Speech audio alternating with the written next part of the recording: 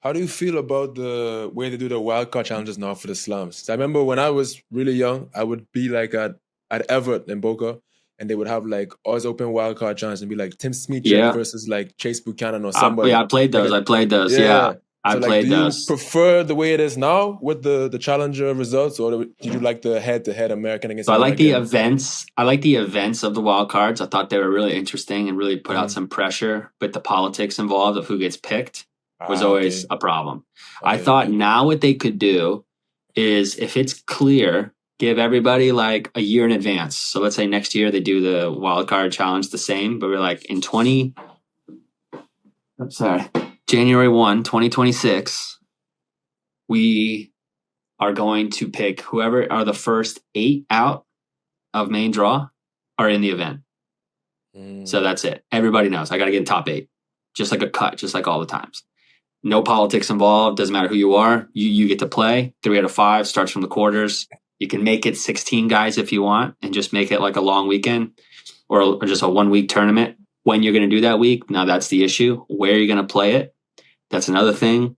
But the way we do it now, it does take the politics out of it, and it does reward like who's the hottest guy going into the slam, which is also like pretty important.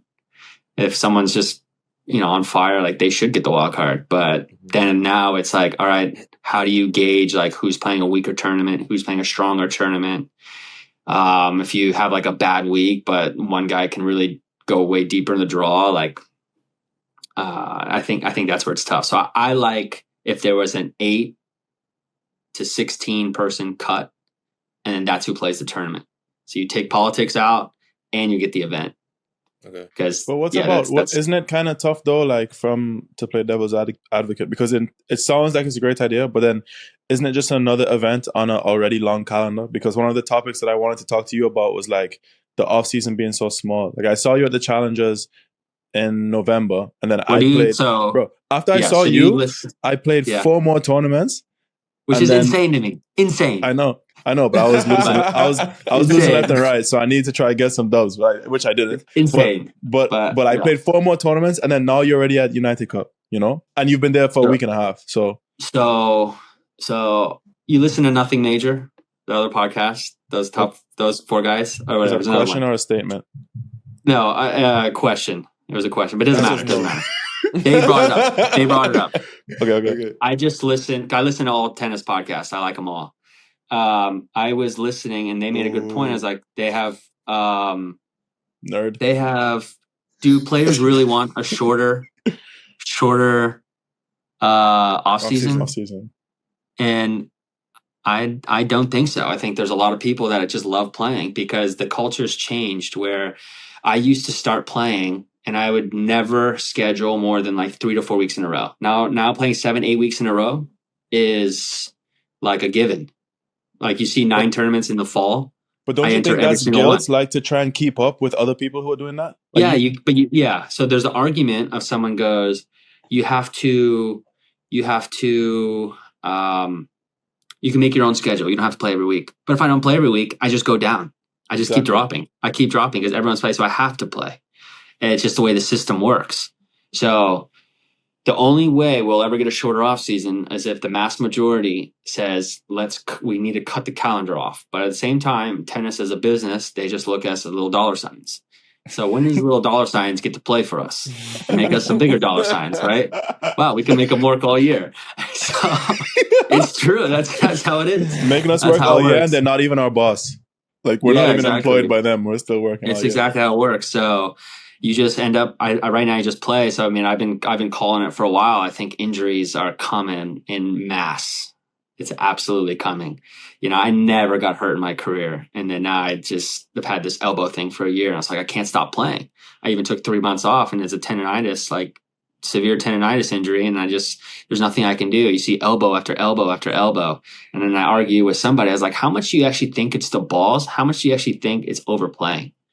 And practicing, because now it's if you're going to play 40 weeks a year, how can you also train your ass off and expect to get results out of that? Yeah. It's impossible. You have to take your breaks, but then no one's doing that. So then everyone's just kind of mixing it all together. and then at some point you're gonna bust, like you're done, and you're gonna get hurt.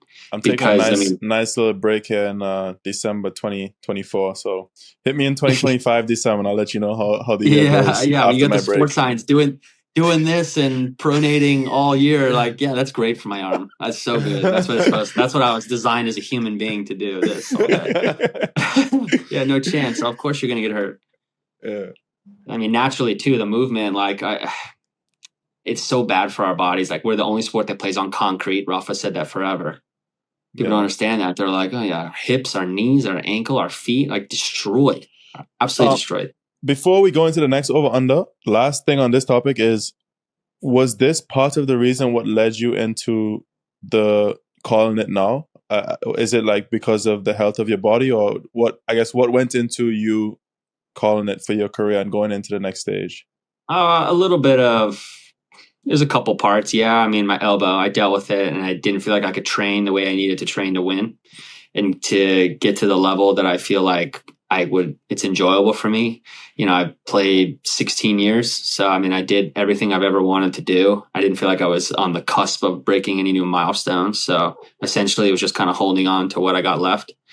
But I didn't feel like I could do that at all. The second part, I just thought that the competing and just the travel and everything was getting to me. I felt like, okay, every like 10 days, there was like 7 or 8 of them. I was just engaged, worked my ass off. But then there's like 2 of them, I just couldn't care less. I didn't want to get out of bed. I didn't want to do anything. And then those 2 days out of every 10 just kept adding up, because these young guys, they'll just be training all day, and there's absolute insane athletes, insane ball strikers, and just pronating every day. Yeah, exactly. And I just felt that like I'm coming into, you know, these 75 challengers, and, you know, if I'm making like a quarters or semis, playing 3 like tough matches, and I'm making like $1,500 before expenses and like 9 points, and I'm like, well, what? Like, what am I doing? You know, so that, to me, it would be different if I was like 25. Then I was like, I need to get my shit together. I need to change something, do whatever. At this point, like, sure, could I play till 35? I could, but how is the rest of my life going to be with like my hips and everything? And I was like, nah, it's not worth it anymore. For me, and I think I can move to the next chapter. I feel like I could be successful in the coaching aspect, and that's kind of what led me to it. And then I also I had a baby in the summer, so having kind of, do I want to do all this in the grind and be away for the kid? Is it worth it from that point of view? Like, not as much. Like in a coaching role, I have a little bit more of like, when I'm home, I don't have to worry about training 6 hours a day and then getting 2 hours. Like, I can be home all day, just be a dad. So that also went into consideration too. Thanks so much for watching this clip. The link for the full episode will be down below. Don't forget to like and subscribe so you don't miss any of our upcoming episodes.